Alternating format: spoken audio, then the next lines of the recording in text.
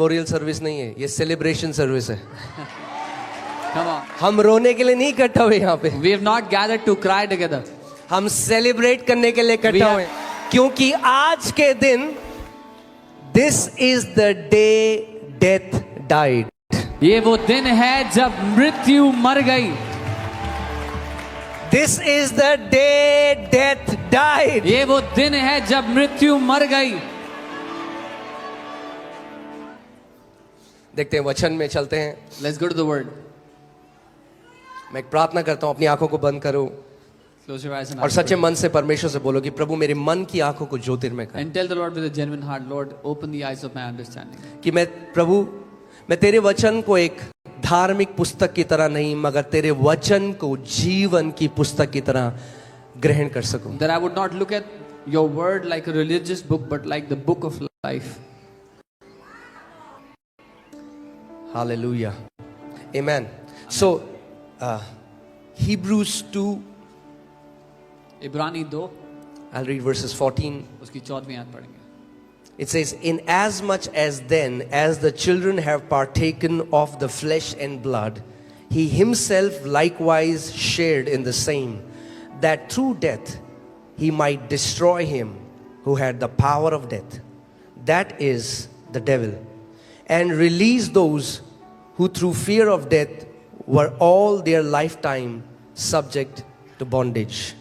और 14वीं आयत से इसको हम देखते हैं, इसलिए जबकि बच्चे मांस और लहू के भागी हैं, तो वह आप भी उनके समान उनका सहभागी हो गया, ताकि मृत्यु के द्वारा उसे, जिससे मृत्यु पर शक्ति मिली थी, अर्थात शैतान को निकम्मा कर दे, और जितने मृत्यु के भय के मारे जीवन भर दासत्व में फंसे थे उन्हें छुड़ा ले। परमेश्वर का वचन कह रहा है वो मांस और लहू का भागीदार हो गया। The Bible says he became a partaker of flesh and blood. इसी के पीछे एक मिस्ट्री है। There is a mystery behind it. इसीलिए गुड फ्राइडे मेमोरियल सर्विस नहीं, इसके पीछे मिस्ट्री है। This is why Good Friday is not a memorial service. There is a mystery behind it. वो आप ही भागीदार या मांस और लहू का। He himself became a partaker of flesh and blood. क्यों? Why? कि ताकि मर सके, So that he could die. क्योंकि परमेश्वर मर नहीं सकता। Because God cannot die.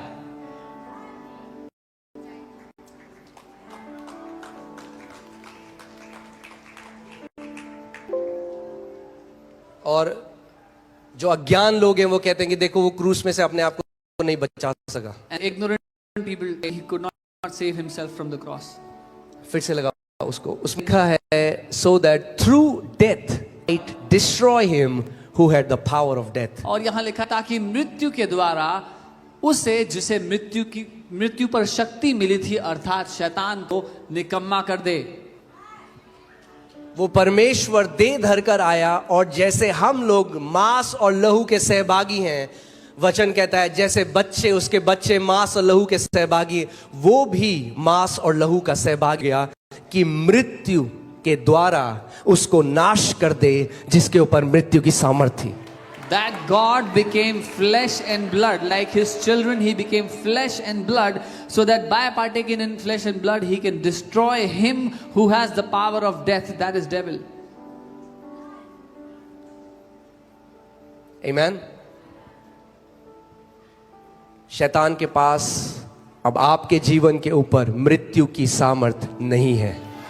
The devil no longer has the power of death against your life. वो डिसाइड करने वाला नहीं है अब कब आपको मारेगा। Now he is not the one deciding when will someone die.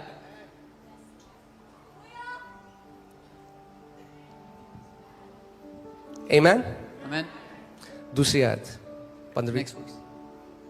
और जितने मृत्यु के भय के मारे जीवन भर दासत्व में फंसे थे उन्हें छुड़ा ले। And release those who through fear of death were all time subject to bondage. Amen. Amen. वो लहू पहनकर आ गया। He put on flesh and blood. यही मिस्ट्री है, यही रहस्य है The mystery, the secret. कि परमेश्वर मर नहीं सकता, इसीलिए मनुष्य बनकर आया कि मर सके। Because God cannot die, this is why he became a man so he could die. और मर इसलिए सके कि मरकर मृत्यु के सर को कुचल डाले। Die so that by death, through that he crushed the head of death. इसीलिए वचन कहता है, हे मृत्यु तेरी जय कहां रही, हे मृत्यु तेरा डंक कहां रहा। This is why the word says, oh hell, where is your victory? Oh grave, where is your sting? मेरे पीछे बोलो, क्योंकि यीशु मेरे लिए मर गया, मृत्यु का मेरे ऊपर कोई अधिकार नहीं। Say after me, because Jesus died for me, death has no power over me.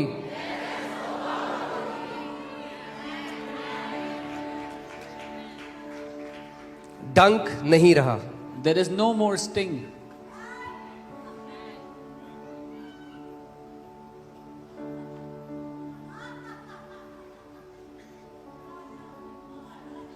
कई ऐसी गवाहियां हैं वहां जहां परमेश्वर के लोग हैं, जब वो प्रार्थना कर रहे थे वो स्वर्ग उठा लिए गए और वहां उन विश्वासियों से मिले जिनको प्रभु यीशु मसीह के नाम की गवाही के कारण मार दिया गया।